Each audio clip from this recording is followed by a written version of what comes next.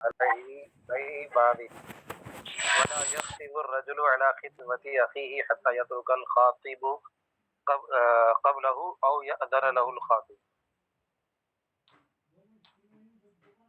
ہم سے حدیث بیان کی مکی ابن ابراہیم نے، وہ کہتے ہیں ہم سے حدیث بیان کی ابن جریج نے، وہ کہتے ہیں کہ میں نے نافع کو یہ حدیث بیان کرتے ہوئے سنا حضرت عبداللہ ابن عمر رضی اللہ تعالیٰ عنہ فرما رہے تھے کہ نبی اکرم صلی اللہ علیہ وسلم نے منع فرمایا ہے اس بات سے کہ ان یبیع بعضکم علی بیع بعض، کہ تم میں کا کوئی انسان اپنے بھائی کی بیع پر بیع کرے، یعنی خریداری کے معاملے میں. جیسے کہ ایک سامان ہے، اب وہ سامان کو ایک شخص خریدنے کے لیے پہنچا، مول بھاؤ کر ہی رہا ہے، اب وہ خریدنے کا ارادہ رکھ رہا ہے، خریدنے والا اچانک تیسرا بیچ میں ٹپک پڑا اور آ کر کے وہ جو ہے اس میں خریداری کی بات کرنے لگا، تو یہ غلط ہے.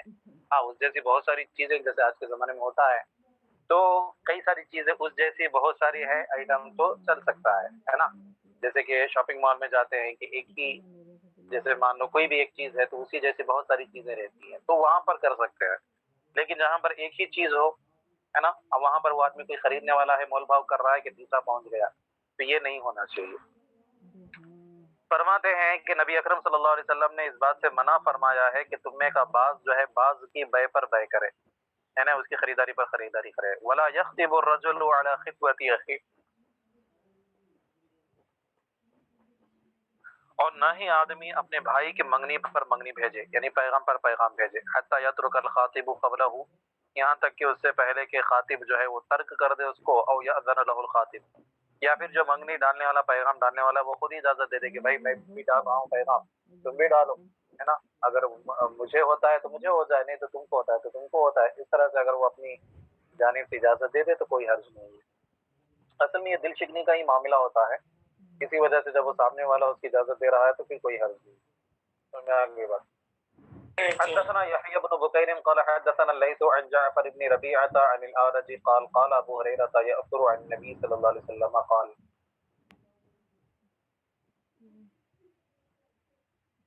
امام بخاری فرماتے ہم سے حدیث بیان کی یحییٰ بن بکیر نے، وہ کہتے ہیں ہم سے حدیث بیان کی لیث نے، وہ روایت کرتے ہیں جعفر ابن ربیعہ سے، وہ روایت کرتے ہیں اعرج سے، وہ کہتے ہیں کہ حضرت ابو ہریرہ رضی اللہ تعالیٰ عنہ نے نبی اکرم صلی اللہ علیہ وسلم سے نقل فرماتے ہوئے ارشاد فرمایا. اثر یأثر کا صلہ جب ان آتا ہے تو معنی ہوتا ہے من نقل کرنا، کسی سے کوئی بات بیان کرنا. تو یأثر عن النبی کا مطلب کیا ہے؟ حضرت ابو ہریرہ رضی اللہ تعالیٰ عنہ نبی اکرم صلی اللہ علیہ وسلم سے نقل فرما رہے تھے، حدیث سبق سنا رہے تھے. سرکار فرماتے ہیں کہ ایاکم والظن، تم لوگ ظن سے بنو. تحذیر کی صورت ہے یہ، ایاکم والظن، مطلب کیا ہے؟ تم لوگ تحذیر سے بچو. تحذیر کا معنی کیا ہوتا ہے؟ اچھا تم لوگ ظن سے بچو. تحذیر کا معنی کیا ہوتا ہے بیٹا؟ کسی بھی چیز سے خوف دلانا، ڈرانا. جیسے ایاکم والاسد کہا جاتا ہے کہ تم شیر سے اپنے آپ کو بچاؤ، اسی طرح سے سرکار فرماتے ایاکم والظن، ظن سے یعنی گمانی سے، بدگمانی جس کو کہتے ہیں، اس سے اپنے آپ کو بچاؤ یا بدگمانی سے بچو. فإن الظن اکذب الحدیث، کیونکہ ظن جو ہوتا ہے یہ سب سے جھوٹی بات ہوتی ہے. کیونکہ بدگمانی میں انسان صرف اپنے ذہن سے ایک تصویر بنا لیتا ہے، سوچ لیتا ہے، کسی کے متعلق کچھ بھی غلط فیصلہ لے لیتا ہے، تو لہٰذا یہ سب سے جھوٹی بات ہوتی ہے. انسان کسی چیز کو دیکھے، پرکھے، پھر اس کے بعد کوئی حکم صادر کرے تو بات الگ ہوتی ہے. بدگمانی میں کیا ہوتا ہے؟ صرف سوچ لیتا ہے بس کہ ہاں ایسا ہوا ہوگا، ایسا ہوا ہوگا، ایسا ہوا ہوگا، سوچ لیا بس، سوچ کر کے کسی کے بھی خلاف کچھ بھی گمان کر لیا. تو یہ بدگمانی کیا ہے؟ بہت جھوٹی بات ہوتی ہے. سرکار نے فرمایا کہ تم بدگمانی سے اپنے آپ کو بچاؤ، کیونکہ بدگمانی جو ہوتی ہے یہ بہت جھوٹی بات ہوتی ہے. ولا تجسسوا، اور ایک دوسرے کی جاسوسی نہ کرو، ایک دوسرے کے پیچھے نہ پڑے رہو کہ اس کے پوشیدہ چیزوں کو جاننے کی کوشش کرو. ولا تحسسوا، اور تحسس کا معنی بھی وہی ہوتا ہے، ٹوہ میں لگے رہنا، کسی کی ٹوہ میں رہنا، ہے نا. کسی انسان کے پیچھے اس کہ اس کی کمزور سی کوئی چیز جو ہے ہاتھ لگ جائے، تاکہ ہم اس کو جو ہے لوگوں کے سامنے بیان کر سکے، اس کا نام بدنام کر سکے، اس کو جو ہے پریشان کر سکے. اس نیت سے پیچھے لگے رہے. کہتے ہیں کہ تم جو ہے ایک دوسرے کی جاسوسی نہ کیا کرو اور نہ ہی ایک دوسرے کی ٹوہ میں رہا کرو. ولا تباغضوا، اور نہ ہی ایک دوسرے سے بغض و عداوت رکھو، ایک دوسرے سے دشمنی بھی نہ رکھو، پیار محبت سے کام چلاؤ، ہر ایک کوئی دوسرے سے پیار محبت سے رہے، دشمنی نہ نبھائے. فرماتے ہیں وَكُونُوا إِخْوَانًا، اور بھائی بھائی بن جاؤ. ایک مومن کی یہی شان ہوتی ہے کہ وہ ایک دوسرے مومن سے نہ تو بغض و عداوت رکھے، نہ تو دشمنی رکھے، ना ही उसकी जासूसी करे, ना ही उसके टोह में पड़े रहे, और ना ही जो है उसकी बुराइयों को ढूंढने की कोशिश करे। और अगर कोई बुराई नजर भी आ जाती है तो एक इस्लामी भाई और इस्लामी बहन का ये फरीजा बनता है कि वो उन बुराइयों को छुपाने की कोशिश करे। लेकिन आज के ज़माने में होता क्या है, अव्वलन तो पीछे पड़े रहते हैं लोग कि किसी न किसी की कोई ना कोई कमज़ोरी से हम वाकिफ़ हो जाएँ, ठीक है? अब वाकिफ़ हो गए कमज़ोरी से, कोई भी कमज़ोरी ज़ाहिर हो गई कि भई फलाँ के अंदर ये कमज़ोरी है या फलाँ का ये ऐब है, जिसको वो छुपाता है या ऐसा कोई मामला, अब उसको ले जाकर के सबको बयान करेंगे। जब तक बयान नहीं करेंगे तब तक इत्मीनान नहीं होगा। सबको बयान करेंगे कि देखो फलाँ का ऐसा है, फलाँ का ऐसा है। हालाँकि इसकी चीज़ की इजाज़त नहीं है बेटा शरीयत में। एक हदीस पाक का मफ़हूम है कि रब्बे क़दीर सत्तार है, सत्तारुल उयूब है, उयूब को छुपाने वाला है, और सिफ़ते सत्र को वो पसंद भी फरमाता है नहीं? यानी इसी का मफ़हूम एक हदीस पाक में बयान फरमाया गया है कि अगर तुम बंदों के ऐब छुपाओगे तो रब अल्लाह फरमाता है कि मैं तुम्हारे ऐब क़यामत के दिन छुपाऊँगा। तो लिहाजा ये बहुत गलत बात होती है कि हम किसी के उयूब से मुत्तला होकर के उन उयूब की हम पर्दापोशी नहीं करते, बल्कि उनका ढिंढोरा पीट करके सबको बयान करते हैं, सब लोगों के सामने उसको वाज़ेह करते हैं, तो ये गलत है, ऐसा नहीं करना चाहिए। सरकार फरमाते कूनू इखवाना, भाई भाई बन जाओ, आपस में भाई भाई बन जाओ। वला यख्तिबुर रजुलु अला खितबति अखीही, और आदमी जो है अपने भाई की मंगनी पर मंगनी ना भेजे, अपने भाई के पैगाम निकाह पर पैगाम ना भेजे, हत्ता यनकिहा औ यत्रुका, यहाँ तक कि वो निकाह कर ले या फिर उसको तर्क कर दे, छोड़ दे। अगर छोड़ देता है तो फिर तुम पैगाम भेज सकते हो।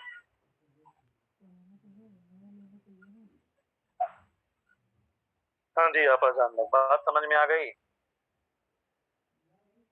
यस। हाँ जी। बाबू तफसीरी तरकिल खितबा, ये बाब है मंगनी को तर्क करने की वजाहत के बयान में। तफसीर का माना यहाँ पर क्या है? वजाहत। अगर कोई किसी जगह पर निकाह का पैगाम भेजे और वो उसको रद्द कर दे, मना कर दे या इनकार कर दे, है ना, या कुछ जवाब ही ना दे, तो फिर ऐसी सूरत में शरीयत ये बताती है कि उसका यह अखलाकी फरीजा है कि वो गलत फहमी को दूर कर दे, अपनी वजह बयान कर दे कि भाई क्यों नहीं पसंद है या क्या मामला है या हम जवाब क्यों नहीं दे रहे हैं, जो भी है खुल करके बता दे। क्योंकि कई बसा औक़ात ऐसा होता है कि कई जगहों पर जो है रिश्ते की बात चलती है, रिश्ते के लिए जब पूछताछ होती है तो सामने से कोई जवाब नहीं आता। अब ये मुस्तरिब है बेचारे कि जो है इस रिश्ते को मंजूर माने या फिर ये रिश्ता रद्द हो गया सोच करके कहीं और कोशिश करे, तो ये दोनों तरफ से लटके हुए रहते हैं। तो ये गलत तरीका है, शरीयत में इसकी इजाज़त नहीं दी गई। शरीयत ने फरमाया कि अगर तुम कहीं पर निकाह की बात चलाते हो, पैगाम भेजते हो, तो अगर तुम्हें वो पसंद आ रहा है, जल्द से जल्द फैसला करो, जितना भी जल्द हो जाए। अगर पसंद आ रहा है तो अल्हम्दुलिल्लाह मुस्बत जवाब दे दो, और अगर नहीं है तो इनकार कर दो और बता दो वजह उसकी कि भई वजह क्या है ना? ऐसे ही मुअल्लक़ लटका करके रखना या फिर कोई जवाब ही ना देना जिससे गलतफ़हमी पैदा होने लगे, जिससे जो है बिला वजह की गलतफ़हमियाँ हों, बिला वजह की दूरियाँ बढ़े, है ना? तो ये क्या है? सख्त ममनू है बेटा। समझ में मेरी बात? जिसको इमाम बुखारी ने एक हदीस पाक को साबित किया है, वो हदीस पाक आप लोग पढ़ चुकी हैं। हज़रत सिद्दीक़ अकबर रज़ी अल्लाह तआला अन्हु से जब जो है सरकार हज़रत उमर बिन खत्ताब ने हज़रत हफ्सा के निकाह की बात की थी, तो आप खामोश हो गए थे ना? हज़रत उमर क्या कहते हैं? मुझे बहुत तकलीफ़ हुई थी कि ये खामोश हो गए हैं, कोई जवाब नहीं दिए हैं। फिर उसके बाद जब नबी अकरम सल्लल्लाहु अलैहि वसल्लम ने निकाह का पैगाम सल्लम से हज़रत हफ्सा रज़ी अल्लाह तआला अन्हा का निकाह हो गया। फिर उसके बाद हज़रत सिद्दीक़ अकबर ने उस गलतफ़हमी का इज़ाला किया था हज़रत फारूक आज़म से। कहा था ना कि मैंने आपको जवाब नहीं दिया, आपको तकलीफ़ हुई होगी। उन्होंने कहा कि हाँ, तकलीफ़ हुई थी। तब आपने फरमाया था कि मैं इस बात को जानता था कि जो है नबी अकरम सल्लल्लाहु अलैहि वसल्लम एक मर्तबा तज़किरा किए थे, तो मुझे ऐसा महसूस होता था कि सरकार अक़दस सल्लल्लाहु अलैहि वसल्लम खुद जो है निकाह फरमाना चाहते हैं। लेकिन मैं कन्फर्म भी नहीं था, इस सिलसिले में इस वजह से मैं तुमको खुल करके कुछ कह नहीं रहा था।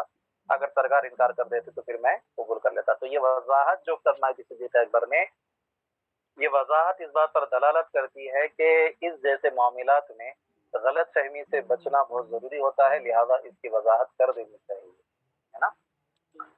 कहते ये बाब है मंगनी को तर्क करने की वज़ाहत के बयान में। अगर रिश्ते को तर्क किया जा रहा है तो इसकी वज़ाहत कर दी जाए। हद्दसना अबुल यमानी क़ाल अख़बरना शुअैब अन ज़ुहरी क़ाल अख़बरनी सालिम इब्न अब्दिल्लाह अन्नहु समिअ अब्दुल्लाह इब्न उमर युहद्दिथु अन्न उमर इब्न अल-ख़त्ताबहीन तअय्यमत हफ्सतु क़ाल उमर लक़ीतु अबा बकर। हमसे हदीस बयान किया अबुल यमान ने, वो कहते हैं हमें खबर दी शुअैब ने, वो रिवायत करते इमाम ज़ुहरी से, वो कहते हैं कि मुझे खबर दी सालिम इब्न अब्दुल्लाह ने کہ انہوں نے حضرت عبداللہ بن عمر رضی اللہ تعالیٰ عنہ کو یہ فرماتے ہوئے سنا، یہ حدیث بیان کرتے ہوئے سنا کہ حضرت عمر بن خطاب رضی اللہ تعالیٰ عنہ حین تأیمت حفصہ، جس وقت حضرت حفصہ رضی اللہ تعالیٰ عنہ بیوہ ہو گئی تھی، قال عمر، تو حضرت عمر فرماتے ہیں کہ لقیت ابا بکر، میں صدیق اکبر سے ملاقات کیا، فقلت، اور میں نے ان سے کہا کہ ان شئت انکحتک حفصہ، اگر آپ چاہیں تو میں آپ کا نکاح جو ہے حفصہ سے کر دیتا ہوں، حفصہ بنت عمر سے۔ فلبثت لیالیا، حضرت عمر کہتے ہیں کہ میں کچھ رات تک ٹھہرے رہا، کوئی جواب ہی نہیں آیا صدیق اکبر کا۔ کہتے ہیں ثم خطبها رسول اللہ صلی اللہ علیہ وسلم، پھر رسول اللہ صلی اللہ علیہ وسلم نے جو ہے پیغام بھیجا نکاح کا۔ پھر اس کے بعد کیا ہوا؟ کہتے فلقینی ابو بکر، بس مجھ سے حضرت صدیق اکبر ملاقات کیے، فقال، اور ارشاد فرمایا کہ انه لم يمنعني ان ارجع اليك فيما اردت، کہ بلا شبہ مجھے اس چیز کا جواب دینے سے منع نہ کیا ہے نا جو آپ نے پیش کیا تھا، مطلب آپ نے جو عریضہ پیش کیا تھا، آپ نے جو درخواست پیش کی تھی، یا آپ نے جو پیغام بھیجا تھا، اس کا جواب دینے سے مجھے منع نہ کیا، الا، مگر یہ بات کہ انی قد علمت، کہ میں جانتا تھا کہ ان رسول اللہ صلی اللہ علیہ وسلم قد ذکرہا، کہ رسول اللہ صلی اللہ علیہ وسلم نے اس کا تذکرہ فرمایا ہے نا۔ تو کہتے فلم اکن لافشی سر رسول اللہ صلی اللہ علیہ وسلم، تو میں رسول اللہ صلی اللہ علیہ وسلم کے راز کو ظاہر نہیں کرنا چاہتا تھا، ولو ترکہ، اگر سرکار اقدس صلی اللہ علیہ وسلم اس کو ترک فرما دیتے، لقبیلہ، تو ضرور میں کیا ہے اس کو قبول فرما دیتے۔ امام بخاری فرماتے تابعہ یونس و موسی بن عقبہ و ابن ابی عتیق عن الزہری، امام زہری سے روایت کرنے کے سلسلے میں شعیب کی متابعت کی ہے یونس، موسی ابن عقبہ اور ابن ابی عتیق نے۔ سمجھ آ رہی بات؟ تو گویا کہ اس حدیث پاک کے بارے میں یہ سمجھا جا رہا تھا کہ امام زہری سے روایت کرنے کے سلسلے میں شعیب جو ہے وہ تنہا ہے۔ بعد میں پتہ چلا کہ جو ہے موسیٰ، یونس، موسیٰ بن عقبہ اور ابن ابو عتیق، ان تینوں نے بھی جو ہے اسی حدیث پاک کی روایت امام زہری سے کی ہے۔ تو اس سلسلے میں یہ تینوں جو ہیں متابع کہلائیں گے، اور شعیب جو ہے متابع کہلائیں گے، اور زہری جو ہے وہ متابع علیہ۔ ٹھیک ہے بیٹا؟ باب الخطبہ، یہ باب ہے خطبے کے بیان میں۔ خطبہ پیچھے جو گزرا وہ خطبہ ہے نا، منگنی ڈالنا، اور یہ ہے خطبہ مطلب تقریر، خطبہ ہے نا۔ خطبہ بیٹا نکاح کے معاملے میں خطبہ پڑھنا یہ مسنون ہے۔ اصل میں خطبہ جو ہے ایک اہمیت کو بتاتا ہے، تو کوئی بھی اہم کام جب کیا جائے تو اس اہم کام کی اہمیت کو کچھ الفاظ میں واضح کیا جائے، اسی کو خطبہ کہتے ہیں۔ جیسے کہ جمعہ ہوتا ہے، جمعہ کے نماز اہمیت کی حامل ہوتی ہے، ہر نماز سے اہم ہوتی ہے، مطلب جمعہ دیگر نمازوں سے، تو جمعہ کے لیے خطبے کہے جاتے ہیں، اور ان خطبوں میں کیا ہے، جمعہ کے احکامات بیان کیے جاتے ہیں۔ اسی طرح سے نکاح ایک اہم محفل ہوتی ہے، تو نکاح سے پہلے نکاح کا خطبہ جو ہے پڑھا جاتا ہے، اس میں نکاح کی اہمیت کو واضح فرمایا جاتا ہے۔ تو یہ کیا ہے، ایک مسنون ہے، سنت ہے، تو لہذا چونکہ نکاح کا بیان چل رہا ہے تو نکاح کے اندر بھی خطبہ پڑھا جاتا ہے، تو ہم ایک خطبے کا ثبوت پیش فرما دے رہے ہیں۔ کہتے ہیں یہ باب خطبہ کے بیان۔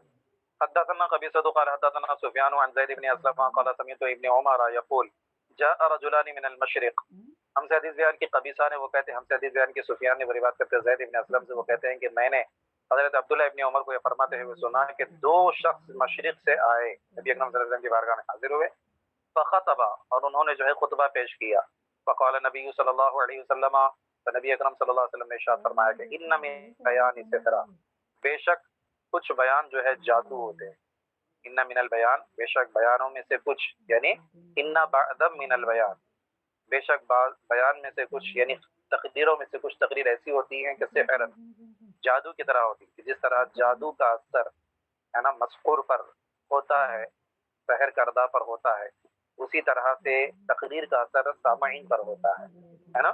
تو فرمایا کہ بے شک کچھ بیانات جو ہے وہ جادو کی طرح ہوتے ہیں۔ تو اس حدیث پاک سے صرف جو ہے خطبہ کا ثبوت ملتا ہے۔ اب نکاح کے معاملے میں خطبہ پڑھنا یہ دلالت کے ذریعے سے ثابت کریں گے، دلالت نص کے طور پر، کہ بھائی جب وہ آئے تھے تو کوئی اہم کام کو بیان کرنے کے لیے، اپنی ذمہ داری پوری کرنے کے لیے سرکار کی بارگاہ میں حاضر ہوئے تھے، تو انہوں نے خطبہ پیش کیا۔ اسی سے بات ثابت ہوئی کہ کوئی بھی اہم کام جب کیا جائے تو اس پہ خطبہ پیش کیا جائے تو یہ کیا ہے، بہتر ہوتا ہے۔ سمجھ میں آ گئی جی آپ جان لوگ بات؟ جی بس آج رہنے دیجیے، اتنا ہی اس کو ملا لیجیے۔ امید کرتا ہوں کہ یہ سبق آپ لوگوں کو سمجھ میں آ گیا ہوگا۔ کوئی بات اگر واضح نہیں ہوئی ہے، کہیں پر بات سمجھ میں نہیں آئی ہے، تو اس کو آپ لوگ پوچھ سکتے ہیں۔ سمجھ میں آ گئی بات؟ جی ठीक है, चलिए मिला लीजिए। सल्लल्लाहु तआला अला खैर खल्क़िही व नूर अर्शिही सय्यिदिना व मौलाना मुहम्मद व आलिहि व सहबिही अजमाइन। अस्सलाम वालेकुम।